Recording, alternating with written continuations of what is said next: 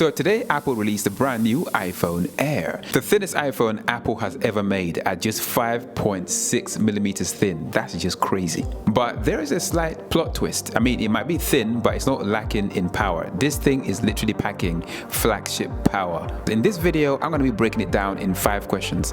Number 1, who is it for? Number 2, what's new? Number 3, where it shines? Number 4, when can I get it? And number 5, why does it matter? It's for people who want style and the slimmest first without sacrificing pro features. I'm thinking design junkies like me, casual creators, or someone who doesn't really care about 3 cameras on the back of the iPhone but still craves a very premium Apple experience. The iPhone 17 Air replaces the old Plus model, so it was a big screen iPhone that wasn't a Pro. So I guess Apple's giving you a slimmer phone, better design I think, but with a massive screen. Yeah, I think these will sell well this year.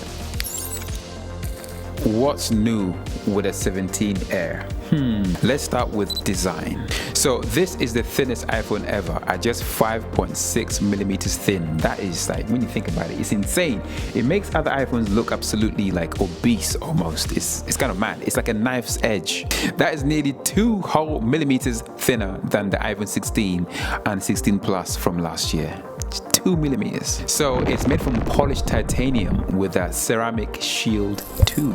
It's apparently tougher and more scratch resistant, and 4 times stronger against cracks. So the new iPhone 17 Air looks very, very glassy. To me, it looks like Apple chasing the dream of an iPhone being a piece of glass in your hand. Literally, that's what it looks like.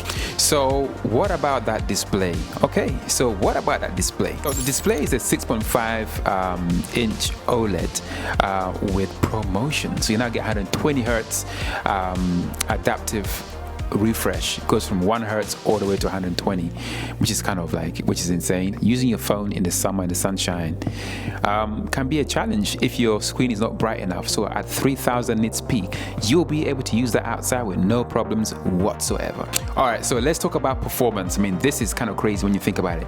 This phone might be thin, but it's literally powered by the A19 Pro chip found in the iPhone 17 Pro and 17 Pro Max. A phone this small with the same chip inside the Pro phones is wild. Basically, that means Apple's fastest CPU lives inside the 17 Air. Okay, so let's talk about cameras, or should we say camera? Actually, it is cameras because you got one in the front, you got one in the back. With a phone this thin, there's always going to be a trade-off. You only get 1 rear camera as opposed to 2 or 3 on the Pro cameras or on the Pro iPhone. So you get a 48 megapixel wide fusion camera with a sensor shift OIS. So basically, the sensor shifts to stabilize the footage. I mean, that is pretty cool. So there's no telephoto and there's no ultra wide. You just get a wide camera. But Apple fakes the zoom with intelligent cropping on the 48 megapixel sensor. So you kind of get like 2 times crop to get a 52 millimeter equivalent. So in some ways, the camera app still feels like you got 2 lenses, but in fact, you only got 1. So moon pictures are gonna suck. But I don't think anyone really cares about that if you're buying this phone, to be honest. So on the front, you get an 18 millimeter true depth camera with center stage. So basically, it reframes you automatically as you move around the frame. That's kind of cool. Because the sensor is square, you're gonna be able to shoot both portrait and landscape by holding your phone like this. So you can shoot 4K Dolby Vision up to 60 frames a second. That's kind of cool. Slow-mo up to 1080p. You can shoot 240 frames per second in 1080p. All right, so despite being super thin, Apple claims 27 hours of video playback. I guess that's respectable for a phone that tiny and that thin. So if the 27 hours is not enough for you, you can buy the brand new MagSafe battery pack, which takes the hours from 27 all the way up to 40. So Apple has a brand new chip in the iPhone 17 Air. It's called N1 chip, which handles Wi-Fi, Bluetooth 6, and also Thread. Apple has a new modem called the C1X. It's apparently twice as fast as last year's C1 modem. For those of you guys who care about having a physical SIM, well, in the new Air, it's eSIM only. The pro side of this is that the eSIM means you have more room inside the phone for a bigger battery, so that's a plus. but if you do travel a lot, it might be problematic swapping SIMs and stuff. But yeah, that's the price you pay for thinness. One thing that surprised me is that you get USB-C, but it's only USB 2 speeds though. What's up with that? Why we're not getting like a USB 3 speeds? Seriously, USB 2, I mean, come on Apple, man, it's 2025.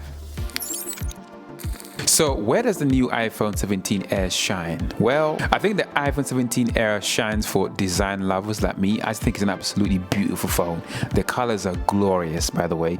It just looks like frosted glass in your hand. It just looks really, really good. I guess it's Apple's fashion statement phone. There are going to be a lot of people, probably celebrities, rocking this phone. Mark my words. It's also for those of you guys out there, and girls, who want Pro Motion display, which you normally only get on the Pro phones, and who also want Pro performance, hence the A19 Pro, but don't need 3 cameras on the back of your phone. So yeah, there's that. So basically, if you care about slim, light and premium, then the 17 Air is definitely the phone for you. I think this is where the 17 Air really shines. So when is the 17 Air available? It's available for pre-order on the 12th of September. That's like, I think it's coming Friday, so only a few days. And it will be available to buy in the shops on the 19th of September. So I guess the question is, why does it matter? I guess it matters because Apple has basically redefined what the mid-tier phone looks like. Instead of a chunky Plus or like a tiny mini, you now get an ultra thin flagship. I mean, it's a design statement for real. This phone will be copied by a lot of other people.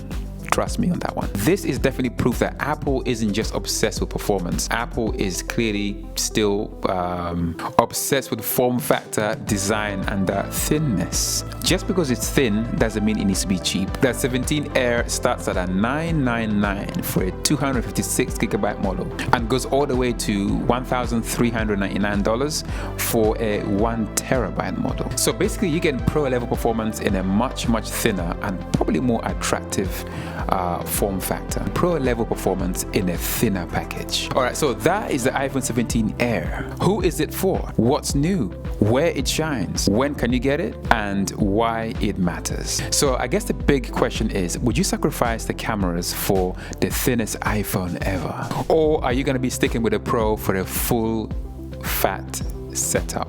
So let me know in the comments below. Are you team Air or are you team Pro?